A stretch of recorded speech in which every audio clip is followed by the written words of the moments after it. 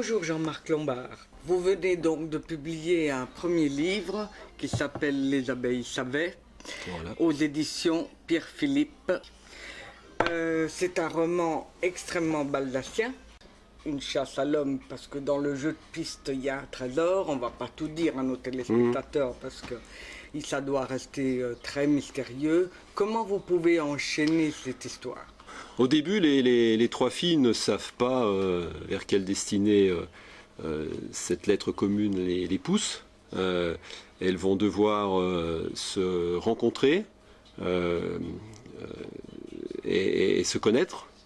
Et puis ensuite, elles vont découvrir au fur et à mesure qu'il y a un jeu de piste. Et au bout de ce jeu de piste, un trésor caché quelque part en Haute-Savoie ou ailleurs. Vous êtes basé sur un fait divers ou c'est uniquement imaginaire? C'est totalement une fiction. Il y a un événement, il y a des événements dans le livre sur lesquels je m'appuie, des événements qui se sont réellement passés, notamment pendant la Seconde Guerre mondiale. Sur cet événement qui m'a été raconté par ma mère, je l'ai complètement retourné, c'est-à-dire je ne vais pas trop en dire, mais d'un acte de sabotage fait par les nazis à l'époque, je l'ai transformé en acte de résistance. C'est dans la chasse à l'homme, mais c'est ce jeu de piste qui devient un autre jeu de piste. C'est suspense, mais c'est quand même policier, c'est mi-Conan Doyle, pourrait dire même au départ, j'ai pas de, je ne sais pas combien de personnages vont nourrir mon histoire. Donc ils viennent au fur et à mesure. Qu'est-ce que vous voulez nous dire avec ce livre?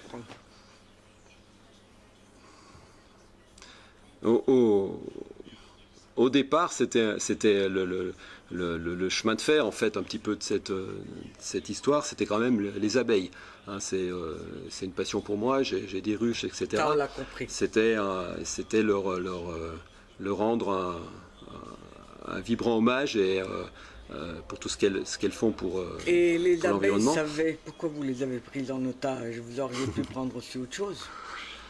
J'ai compris que c'était votre passion, mais pourquoi elles, principalement pour recueillir le secret? Parce que je pense qu'il n'y a pas meilleur que l'abeille pour défendre une cause juste. Une petite anecdote, une abeille qui est en fin de vie, plutôt que d'embêter ses camarades abeilles et rester dans la ruche et mourir dans la ruche, elle va partir au loin et mourir seule dans un champ pour pas qu'elle n'ait à la dégager d'une ruche, par exemple. Je défends les abeilles. Hein. Oui, il n'y a pas que les abeilles, mais c'est 80% de la pollinisation et c'est très important. Il ne faudrait pas qu'on en arrive comme en Chine où c'est les humains qui vont polliniser les arbres et les fleurs. Est-ce que vous avez un projet pour un nouveau livre? Oui, là je suis sur un nouveau livre dont l'histoire se passe en Haute-Maurienne, dans un village que je crée de toutes pièces. C'est un village où toute une équipe sur un fonds de succession dans l'immobilier va se retrouver bloquée par une avalanche.